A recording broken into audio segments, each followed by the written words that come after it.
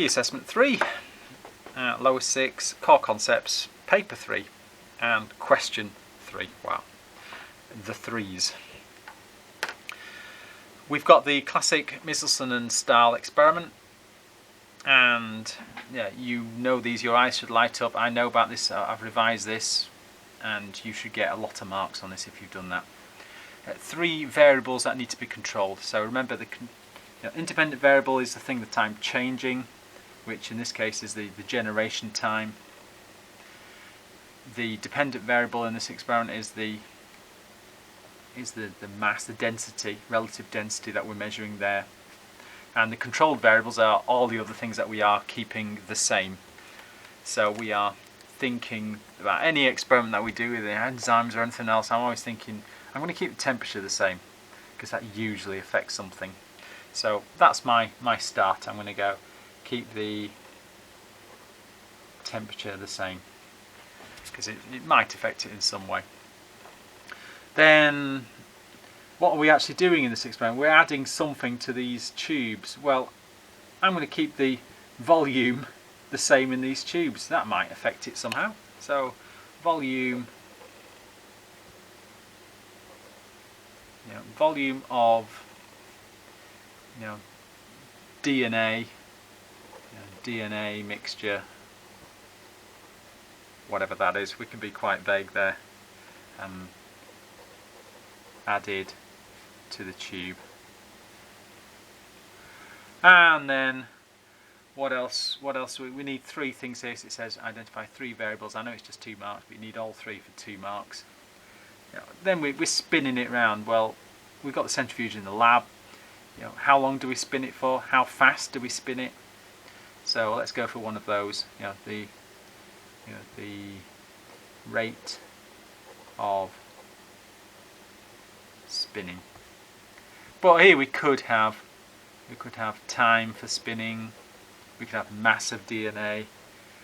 And a few other things there. But there's three sort of different controlled variables that we might look at. This experiment now, we just need to explain what's going on. The little trick or pitfall that you might fall into, you might expect A to be the densest, but actually it's C is the densest. So this, I've used red for the heavy here, so that's the heavy there, and I've used yellow for the light. So at the start we're just using heavy. After one generation we've moved to only providing 14N light nitrogen. So I could only, when I separate these two strands, I could only build new strands using my yellow pen or my light nitrogen. In the next generation, just the same thing happens. I'm going to separate my strands, but I can only draw new strands with my light nitrogen, and the same thing would happen here again. So I did these in the Help Me video, but let's separate these strands again. So separate that one, separate that one, separate that one, and separate the last one. And each of these would have a new strand, but I can only use my yellow pen for that. So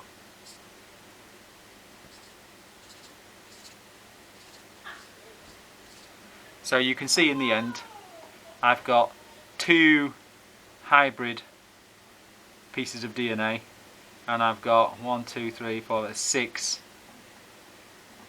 completely light.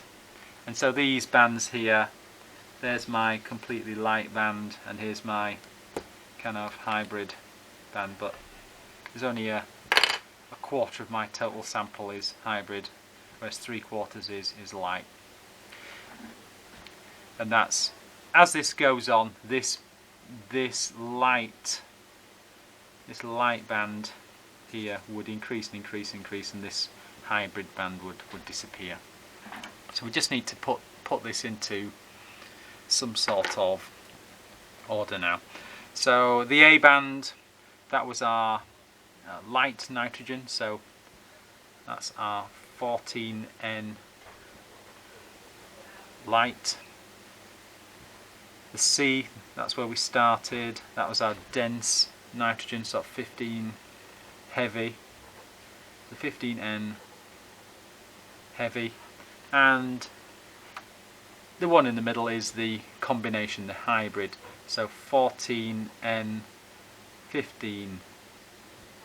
You know, light plus heavy, or the hybrid.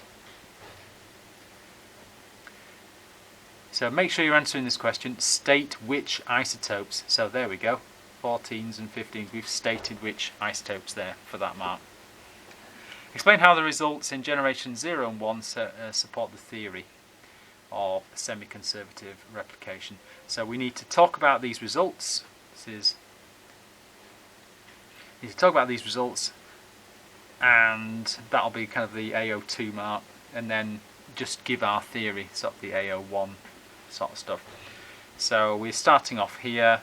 So generation 0, we've got this peak at C, which is the heavy.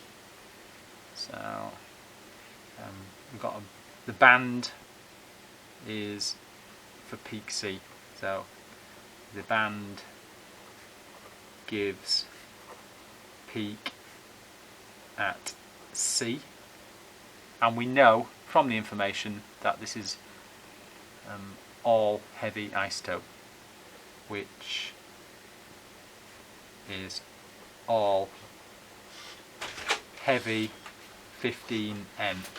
So that's our starting position there. Then we move on to generation 1. So generation 1.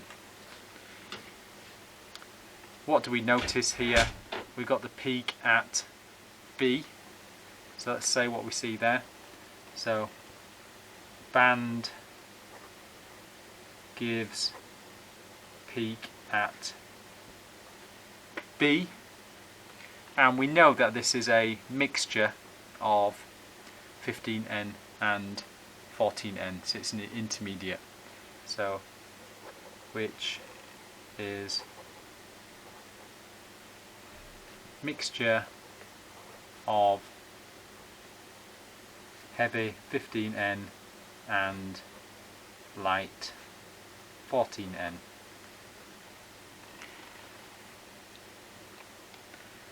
And then we've got 3 marks here. We need to just explain what's going on. Now, explain, this is, because each DNA molecule retains one strand of heavy. Retains one 15N strand. And what are we adding to it? We are adding the light strand, and forms a new 14N light strand. And we might mention the word template here. The 15N is the template in this case. So that's 0 and 1. Then we just need to then continue the story for 2 and 3. So the key to success here is when I draw more and more strands, I can only use this yellow pen, which is the light nitrogen. So only 14N light nucleotides, or DNA nucleotides. DNA nucleotides are available to make the new strand. And so when we talk about generation 2, so I'm going to make it really clear I'm talking about generation 2.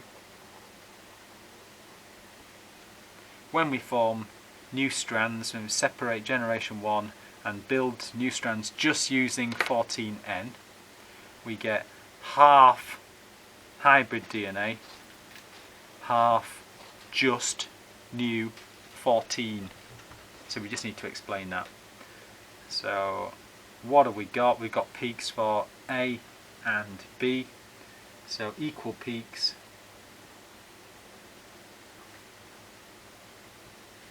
at A and B,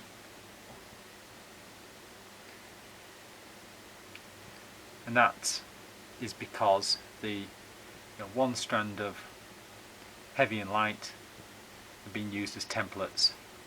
So one strand of heavy and one strand of light. I'll keep using 15N and 14N as well, used as templates.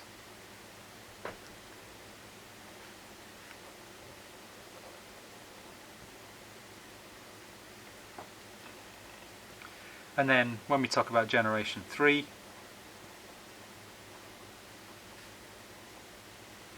what are our results? Well, a higher peak at A now. So higher peak at A than B. And that's because we're using more and more of these completely light 14N templates, and we're adding more 14N to them. So we're getting more and more of just 14N. So because more light 14N strands are used as templates. So we started our answer saying we're only building using 14N, and then saying what we're starting with and what we'd end up with. So if we're starting using hybrid, then it will just produce more and more 14N strands, and then even more when we're only using 14N templates to make more 14N strands. But that's the theory, and we're relating the theory to our graph.